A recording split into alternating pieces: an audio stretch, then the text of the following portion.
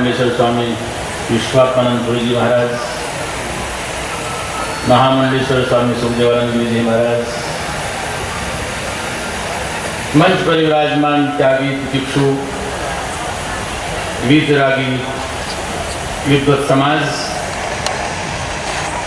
श्रद्धामती माताओं और भाइयों,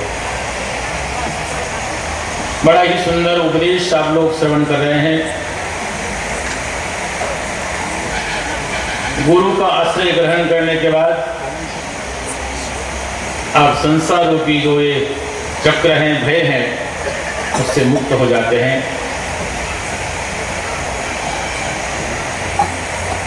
गुरु जी का आश्रय लेना ये आज की बात नहीं है, परंपरा है।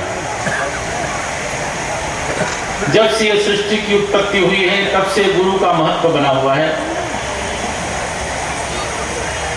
नारायणं पद्मभं वशिष्ठं शक्तिं तत्पुत्र पराशरं च व्यासं शुकं गौड़पदं महान्तं योगीन्द्र योगीन्द्र मथाशिष्यं श्री शंकराचार्य मथास्य पद्मपादम आदि आदि जो परंपरा है,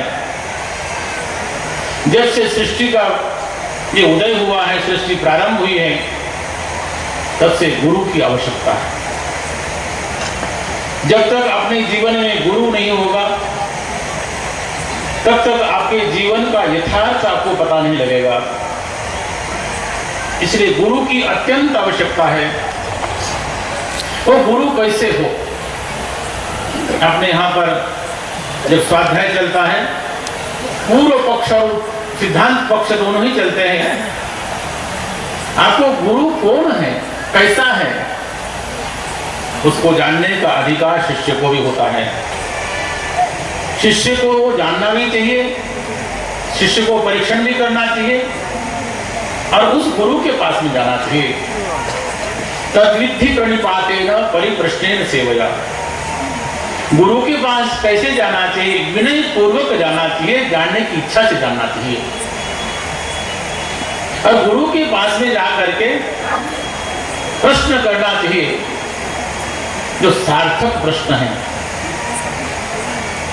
जगत में अनेक गुरु होते हैं, जगत में अनेक देवता होते हैं और उन देवताओं के पास में जब हम जाते हैं, अपनी स्वार्थ बुद्धि से जाते हैं, अपने स्वार्थ के लिए जाते हैं, अपनी कामनाओं की पूर्ति के लिए जाते हैं। हो सकता है कोई सद्गुरुदेव, कोई संत, कोई देवता आपको अपने बुद्धि के अनुसार, आपकी इच्छा के अनुसार तो आपको फल की प्राप्ति दे सकता है। आपको हो सकता है कि आपने कोई द्रव्य मांगा हो, संतान मांगी हो, वैभव मांगा हो, राज्य शासन मांगा हो, संभवतः कोई गुरुदेव, कोई संत या फिर आपको कोई देवता वो प्रदान कर सकते हैं। परंतु हमें गुरु जी के पास क्यों जाना चाहिए, ये बड़ा प्रश्न है। हम गुरु किस लिए धारण करते हैं? दो प्रकार के लोग होते हैं। एक होते हैं कि कोई ना कोई गुरु होना चाहिए, इसलिए गुरु करते हैं। यहां तक कि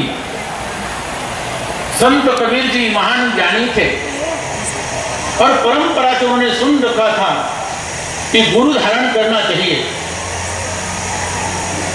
परंतु गुरु किसको धारण करे? उन्होंने विचार किया कि वर्तमान में रामानंदाचार्य हैं, उनको गुरु धारण करना चाहिए। और प्रतिदिन वो आचार्य वहां पर गंगा स्नान करने के लिए आते थे और बीच में कबीर जी महाराज लेट गए और आचार्य के चरण उनके देह से जब टकरा गए, उन्होंने अपना कुछ नाम लिया और वही गुरु धारण कर लिया। ऐसे भी शिष्य होते हैं। अभी अभी आप लोग यहाँ के प्रवक्ताओं से सुन रहे थे, एकलव्य जिसके अंदर एक भावना थी कि मैं गुरु जी से कोई विद्या प्राप्त करूं, गुरु जी ने मना कर दिया और फिर भी गुरु जी के साथ में, गुरु जी के प्रति श्रद्धा रखते हुए एकलव्य ने वो शिक्षा ग्रहण कर ली। ऐसे अनेक प्रकार के गुरु और शिष्य होते हैं, परंतु वास्तविक गुरु कौन? और वास्तविक शिष्य कौन? ये शास्त्र में और शास्त्रों के माध्यम से या विचार के माध्यम से इसका निराकरण करना बड़ा कठिन है, बहुत कठिन है। फिर भी हम यहाँ पर आते हैं। एक बार यदु महाराज के पास में दत्तात्रेय जी पहुंच गए, अवधूत पहुंच गए, और यदु महाराज ने पूछा, हे ब्राह्मण देवता, आप कौन हैं? आप ऐसे उन्मुक्त कैसे रहते हैं? आप निश्चिंत कैसे रहते हैं? उस अवधूत ने कहा कि मैंने अनेक गुरु किए हैं, हमने 24 गुरुओं को धारण किया है, और 24 गुरु को धारण करके हम ऐसे जीवन को यथार्थ रूप से हमने बनाया है।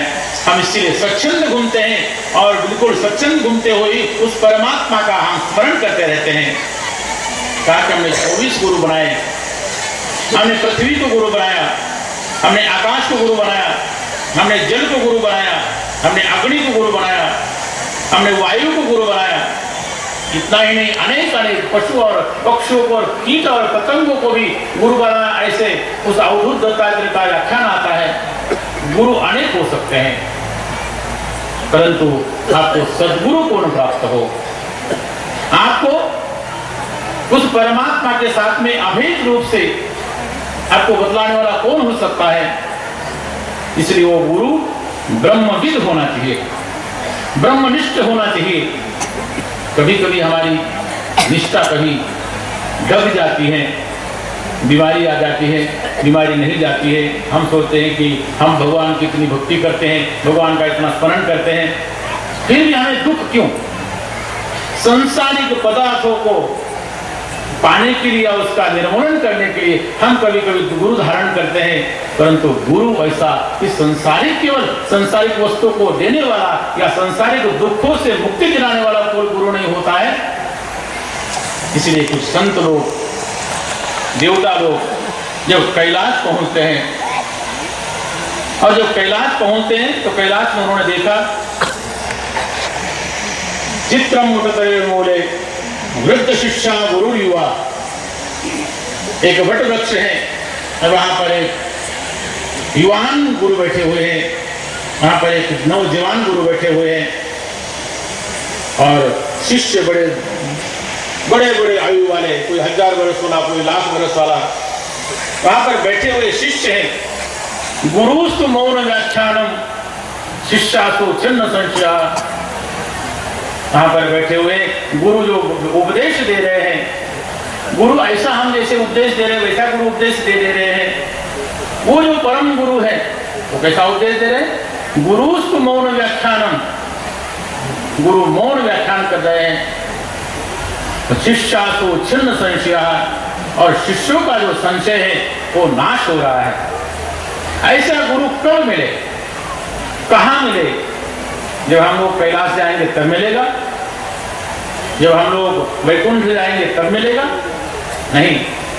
ऐसा गुरु जब इस धरा पर होता है, जो ब्रह्मनिष्ठ होता है, स्तोत्रीय होता है, वो आपको उपदेश करेगा, परंतु पहले उस शिष्य को साधन का दुष्ट संपन्न होकर के उस महावाक्य का आपको श्रवण करना पड़ेगा, और उसके पश्चात आपको गुरु प्राप्त होगा।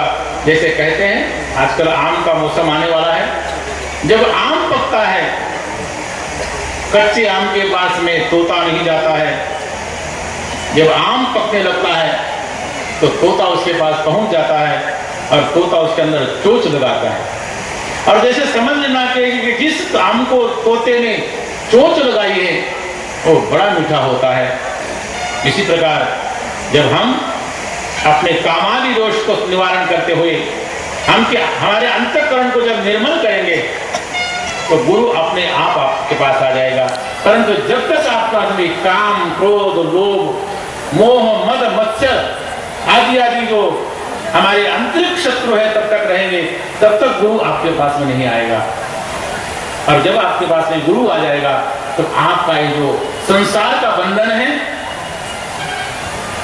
हम लोग भगवान से आराधना करते हैं, त्र्यंबकमेजामहे सुगंधिम पुष्टिवर्धनम, हम भगवान से ही प्रार्थना करते हैं कि हमारा जो हमारे पास में मृत्यु जब आवे तो ऐसा लगे कि जैसे खीरा उसके जड़ से अलग हो जाता है, उसी प्रकार हम भी उस मृत्यु को पार हो जाए।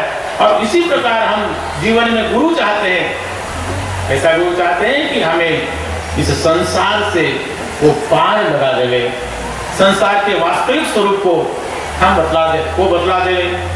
गुरु अनंत है।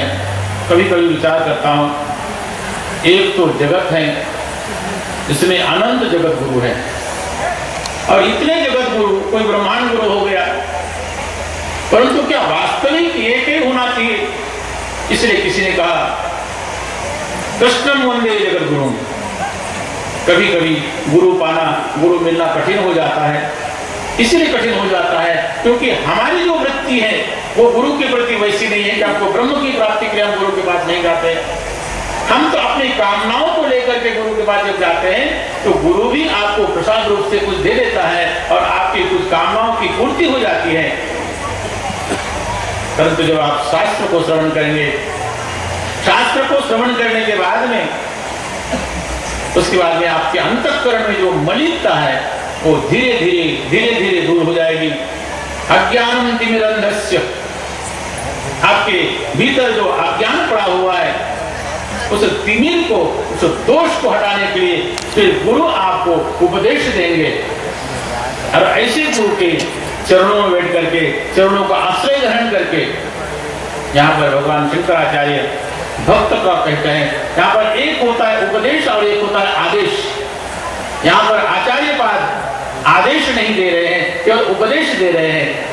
अगर आपको लगता है कि पहले गुरु से भेंट होनी चाहिए तो भज गोविंदम, उस परमात्मा का आपको नाम लेते रहना चाहिए। और ऐसे जब गुरु आपको प्राप्त हो जाएंगे तो आपको साक्षात्कार हो जाएगा, क्योंकि जिसको साक्षात्कार नहीं हुआ है ऐसा व्यक्ति साक्षात्कार कर ही नहीं सकता। केवल आपको शब्दों के द्वारा केवल बतला सकता है, परंतु ऐसे भी गुरु की आवश्यकता होती है। जब तक आपको मार्ग बतलाने वाला नहीं होगा तब तक आप उस मार्ग पर चल ही नहीं सकते हैं। इसीलिए ऐसे आयोजन होते हैं और ऐसे आयोजन में आपको एक मार्ग बतलाया जाता है। यहाँ से शायद आपको मुक्ति न मिले, परंतु आपको मार्ग अवश्य मिल सकता है। और इसी मार्ग पर हमारे श्रद्धे स्वामी शिवानंद भारती जी ने ये आयोजन किया है, हम लोगों को दूर दूर से बुलाया है। और इस विषय पर, प्रातः काल का विषय, आज का विषय, और धीरे धीरे आप विषय को श्रवण करते जाएंगे, आपको ये लगेगा कि वास्तविक है क्या। संसार में हम रहते हैं, संसारिक वस्तु को हम जानते हैं, ये परम तत्व है क्या? वो कोई और नहीं है। इसलिए भगवान के स्वरूप को कहते हैं कि आप सच्चित आनंद स्वरूप हैं।